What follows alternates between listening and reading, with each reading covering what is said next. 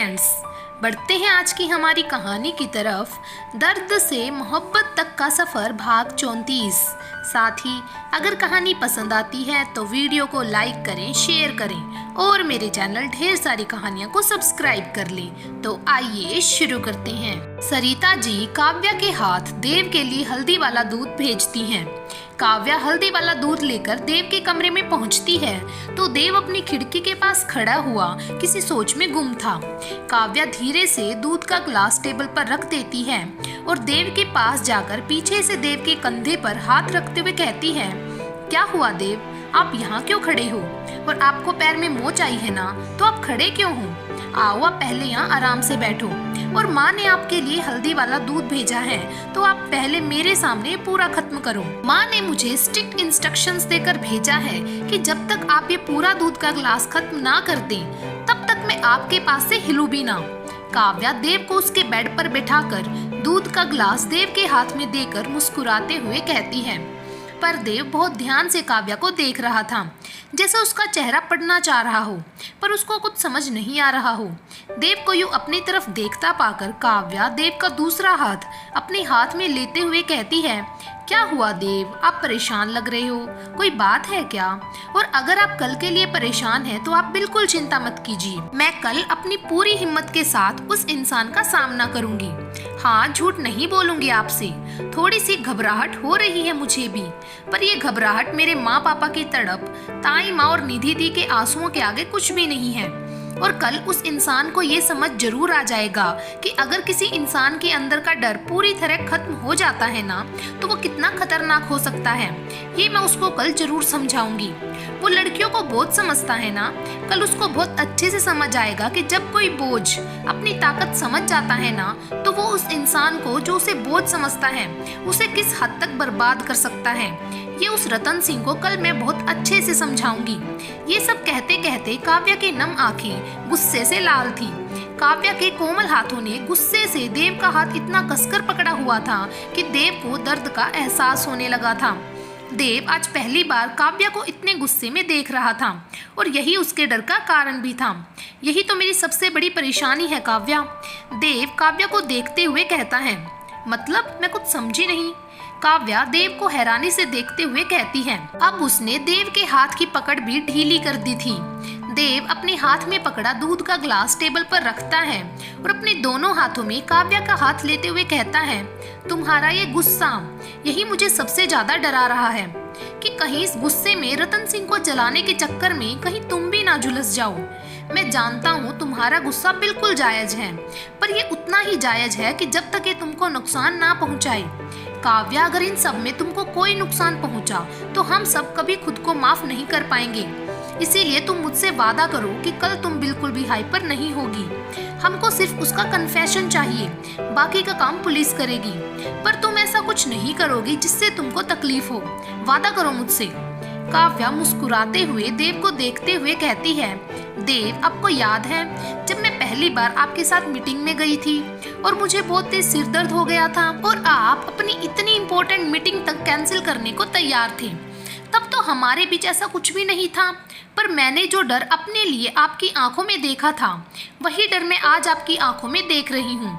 आपको यही चिंता है ना कि अगर मैं हाइपर हुई तो मुझे कहीं अस्थमा का अटैक ना आ जाए, पर आप बिल्कुल चिंता मत कीजिए। मैं आपसे वादा करती हूँ कि मैं ऐसा कुछ नहीं करूँगी जिससे आपको तकलीफ हो। अच्छा, अब आप ये सब छोड़िए और ये दूध खत्म कीजिए और फिर आराम कीजिए, क्योंकि कल मुझे सबसे ज्यादा आपकी ही जरूरत है देव।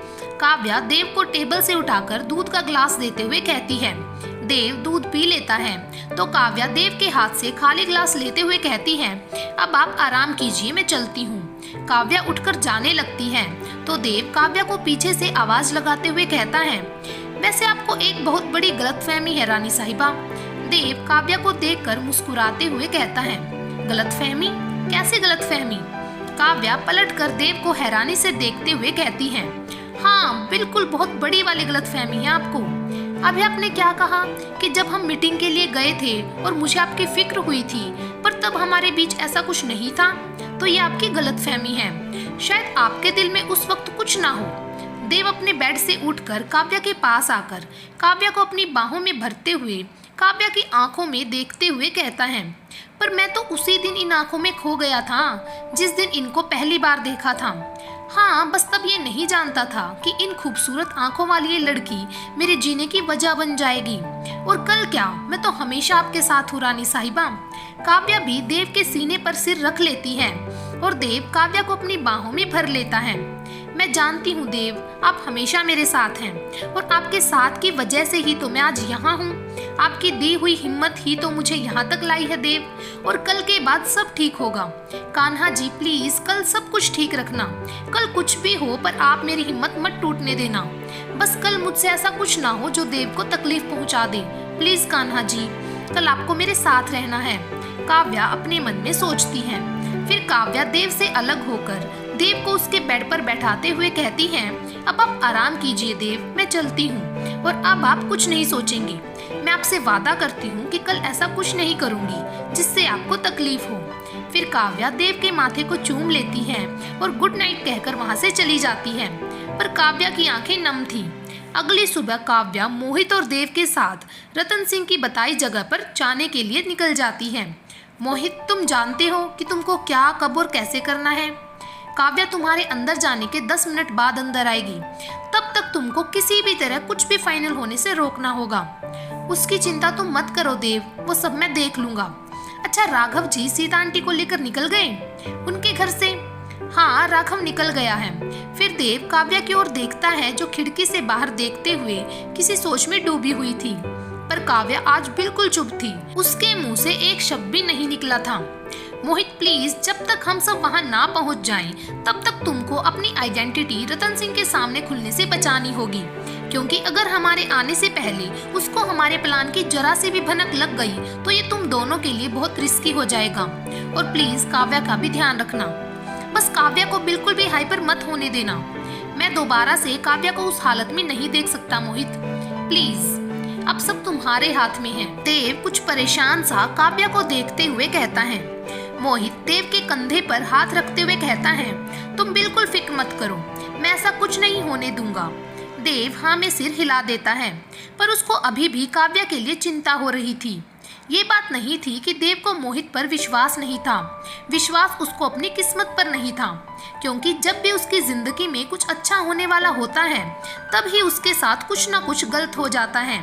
देव मोहित और काव्या को उस फैक्ट्री जहां रतन सिंह ने मोहित को मिलने के लिए बुलाया था उससे थोड़ा दूर उतार देता है, क्योंकि फैक्ट्री के बाहर रतन सिंह के कुछ आदमी खड़े थे जिसका देव और मोहित को नहीं पता था, और उन्होंने इस बारे में तो कुछ प्लान ही नहीं किया था। तो मोहित काव्या को अपनी असिस्टेंट बताकर अंदर ले जाता है, पर अंदर जहां उन लोगों से मोहित की मीटिंग थी वहां से थोड़ा दूर ही रुकने को कहता है, और फिर 10 मिनट बाद काव्या को उनके बीच आने के लिए कहता है। थोड़ी देर में राघव पुलिस, सीता जी और निधि के साथ वहां पहुंच जाता है। पुलिस उस जगह को पूरी तरह से घेर लेती है, पर वो अभी कोई एक्शन नहीं ले सकती थी, क्योंकि अभी रतन सिंह का कन्फेशन मिलना बाकी था, क्योंकि उसका खुद का कन्फेशन ही उसको सजा दिलवा सकता था, क्योंकि उसको वो खुद भी नहीं झुठला सकता था। मोहित मेन एरिया में पहुंचता है जहां रतन सिंह और मोहन दोनों बैठकर उसका इंतजार कर रहे थे। मोहित उन दोनों के पास पहुंचता है तो मोहित के हाथ में बैग देखकर रतन सिंह की आंखें चमक जाती हैं। उसकी आंखों में लालच साफ देखा जा सकता था जो मोहित ने भांप लिया था। मोहित मुस्कुराते हुए दोनों से हाथ मिलाते हुए कहता है, hello mister Ratan, mister Mohan, I hope आप दोनों अच्छे होंगे। वैसे आपने मुझे अपने घर ना बुलाकर ये यहाँ इस मील में क्यों बुलाया है? रतन सिंह अपने चेहरे पर एक कुटिल मुस्कान लिए मोहित के पास आते हुए कहता है, वो क्या है ना मोहित जी, हमने सुना है कि आपको जमीन खरीदने का बहुत शौक है, तो सोचा क्यों ना आपको अपनी ये जमीन भी दिखा दे। क्या पता आपको ये भी पसंद आ जाए तो आपका और हमारा डबल फायदा हो जाएगा। पर आप अकेले, अपने साथी को लेकर नहीं आए आप? साथी? कौन साथी? मैं अकेला ही हूँ और मुझे सिर्फ एक ही जमीन चाहिए और नहीं। मोहित अटकते हुए कहता है, अच्छा, पर हमको तो लगा कि जैसे शायद आपके साथ कोई और भी आया है। मोहन मोहित को घूरते हुए कहता है, नहीं नहीं, तुमको कोई गलतफहमी हुई है। बस कितना झूठ बोलेगा मोहित सूद, और कितना झूठ बोलेगा। उस काव्या ने भेजा है ना तुझे मेरे बाबूजी को फांसने के लिए, और कहाँ है वो? तुझे क्या लगा हमको कुछ पता नहीं चलेगा? हम सब जान गए हैं कि तू उस काव्या का दोस्त है, और उस काव्या ने तुझे भेजा है। और कहाँ है वो खुद? अरे अरे, मैं कैसे भूल गया कि वो भी तो अपने बाप की ही बेटी है। पीठ पीछे ही तो वार करेगी। और उसको और उसके बाप को आता ही क्या है, जैसा बाप वैसी बेटी। और तू? मोहन मोहित का गला दबाते हुए कहता है कि तभी काव्या पीछे से आकर मोहन का हाथ पकड़ लेती है और मोहित के गले से झटकते हुए गुस्से से कांपते हुए कहती है। काव्या का चेहरा गुस्से से तमतमा रहा था। जानते क्या हैं आप मेरे पापा के बारे में, जो ये सब बकवास कर रहे हैं? और अगर दोबारा मोहित को हाथ लगाने की कोशिश भी की ना आपने, तो मैं भूल जाऊंगी कि आपका और मेरा कोई रिश्ता भी है। काव्या की बात सुनकर मोहन जोर जोर से हंसते हुए कहता है, रिश्ता? सुना बाबूजी, आपने मुझे बता रही है कि मेरा इसके साथ कोई रिश्ता है। अरे तेरे जैसी लड़कियों के साथ रिश्ता रखना तो दूर, मैं खड़ा रहना भी पसंद ना करूं। और तू होती कौन है मुझे रोकने वाली? इसके साथ मिलकर हमको फंसाने आई थी ना। और वैसे भी तुझे इन जालसाजियों के अलावा आता ही क्या है? तुझे तेरे बाप ने यही तो सिखाया है कि किस तरह लोगों से उसका सब कुछ छीन लो, कभी उसका परिवार, कभी उसकी जमीन। और तू तो भगवान का शुक्र मना कि तेरा बाप पहले ही मर गया, वरना मैं उसको अपने इन्हीं हाथों से तड़पा तड़पा कर मार देता। पर वो नहीं तो क्या हुआ, आज अपना वो बदला मैं तुझे मारकर पूरा करूंगा। और बेचारा ये मोहित तो फालतू में बलि का बकरा बनेगा। मोहन हंसते हुए कहता है कि तभी उसके गाल पर एक जोर का तमाचा पड़ता है और उस तमाचे की गूंज पूरी फैक्ट्री में गूंजने लगती है। वो तमाचा सीता जी ने मोहन को मारा था।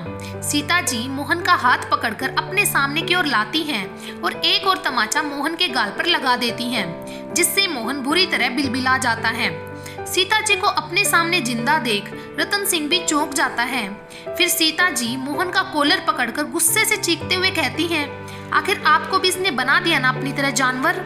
फिर सीता जी मोहन का कॉलर छोड़कर उसको पीछे की ओर धक्का देते हुए कहती हैं, आपको दोष देकर क्या फायदा?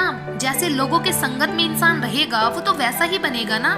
हमको तो खुद पर गुस्सा आ रहा है कि हमने कैसे इस इंसान पर भरोसा कर लिया कि ये आपको अच्छी परवरिश दे सकता है। और अभी क्या कहा आपने? आपको काव्या के साथ खड़े होने में शर्म आ रही है? क्या जानते हैं आप इस लड़की के बारे में? और क्या जानते हैं आप इसके पापा के बारे में? देखा है कभी आपने उनको, या कभी बातें की हैं? आप जानते क्या हैं, या जो आपके परम पूज्य बाबूजी ने आपको बता दिया वही सब सही है। आज हम आपको आपके बाबूजी की सच्चाई बताते हैं कि ये आदमी क्या है, क्योंकि हमसे ज्यादा अच्छे से इसको कोई जान ही नहीं सकता। अभी आप कह रहे थे ना कि आपको काव्या के पापा ने आपके परिवार से दूर कर दिया। नहीं, अगर उस दिन इस लड़की के पापा ना होते ना, तो आज हम अपनी बेटी के साथ यहाँ खड़े नहीं होते। अरे ये इंसान तो पैदा होते ही अपनी बेटी को मारने को तैयार हो गया था, पर जब ये नहीं हो पाया तो अपनी ही बेटी और बीवी को अपने ही हाथों इसने आग में झोंक दिया। और जिस लड़की के पापा पर आप अपने परिवार को तोड़ने का इल्जाम लगा रहे हो ना, अगर वो ना होते तो आज हम और आपकी बहन यहाँ नहीं होते। और आप कहाँ हमारी बात मानेंगे, क्योंकि आपने तो अपने पूज्य बापूजी की बात माननी है। पर हाँ, एक बात जान लीजिए, जिस लड़की पर आप अपने परिवार को तोड़ने का आरोप मढ़ रहे हैं ना, उसने आपका नहीं बल्कि आपने और आपके बाबूजी ने उस लड़की के परिवार को तबाह कर दिया। उसके माँ पापा, उसकी खुशियाँ सब आपके बाबूजी ने छीन ली। पूछिए ना अपने बाबूजी से कि क्यों मारा अपने ही भाई और उसकी बीवी को। जाइए पूछिए। सीता जी गुस्से से चिल्लाते हुए कहती हैं, आज तो हमको खुद पर शर्म आ रही है कि हमारा ही खून, जिसने हमको और हमारी बेटी को जिंदगी दी, उनके ही बारे में इतना गलत बोल रहा है। जिस बहन का उसको सहारा बनना चाहिए था, आज उसके ही खून का प्यासा बना हुआ है। इतना कहते कहते सीता जी वहीं जमीन पर बैठकर फूट फूट कर रोने लगती हैं। तो निधि सीता जी को संभालते हुए मोहन से कहती हैं, भाई नहीं, भाई कहकर मैं भाई शब्द का मजाक नहीं उड़ाना चाहती। आज आपके मुंह से मैंने जो जो सुना ना, उसको सुनकर तो मुझे खुद पर शर्म आ रही है कि मैं आपकी बहन हूँ। एक शर्म तो पहले से थी कि मेरे अंदर एक ऐसे इंसान का खून है जिसमें लड़कियों को लेकर इतनी गंदी सोच है कि जिसने पैदा होते ही अपनी बेटी को मारने तक का सोच लिया। पर आपको पता है, जब मेरी शादी हो रही थी ना, तो मैं बहुत दुखी थी, क्योंकि भाई की रस्में करते हुए मेरे पास मेरा भाई होते हुए भी कोई बाहर का इंसान वो सारी रस्में निभा रहा था। पर आज आपका ये रूप देखकर मुझे बहुत खुशी हो रही है कि अच्छा ही हुआ कि आपकी परछाई भी मेरी शादी पर नहीं पड़ी। फिर निधि अपने आंसू पोंछते हुए अपनी माँ से कहती है, और माँ आप इतने सालों से इनके लिए रोती थी। माँ ये भी बिल्कुल अपने पापा जैसे हैं, जिनको ना अपनों की कद्र करना आता है और ना ही किसी की इज्जत। तो क्यों आप ऐसे इंसान के लिए अपने आंसू बर्बाद कर रही हैं? शांत हो जाओ आप माँ, प्लीज आप शांत हो जाओ। निधि सीता जी को गले लगाते हुए कहती है। मोहन तो बिल्कुल शांत हो गया था। वो बस एक ही जगह खड़ा कभी सीता जी तो कभी निधि को देख रहा था। उसकी आंखों से बस लगातार आंसू गिर रहे थे। पर काव्या आज बिल्कुल शांत थी। उसकी आंखों में आज ना कोई आंसू थे और ना ही डर। पर देव की नजरें सिर्फ काव्या पर थी, जो सब कुछ चुपचाप खड़ी देख रही थी।